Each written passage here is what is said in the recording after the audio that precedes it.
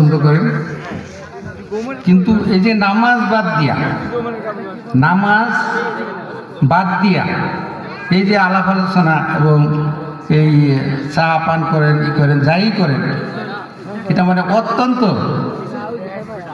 অত্যন্ত খারাপ। এবং আপনাদের এটার জন্য পরকালে অবশ্যই জবাবদিহি করতে হবে। কারণ এক ওয়াক্ত নামাজের যে মূল্য, এই মূল্য সারা পৃথিবী বিক্রি করলেও হবে না। এবং এই 80 হোক বা না কতটুকু এই খাটতে হবে, দুজক খাটতে হবে এক ওয়াক্ত নামাজের। আর যদি আপনাদের নামাজ ভালো হয়, নামাজটা যদি পরিপূর্ণ হয়, তাহলে আপনি অবশ্যই তো মারা যাব, আল্লাহর কাছে আবার যেতে হবে।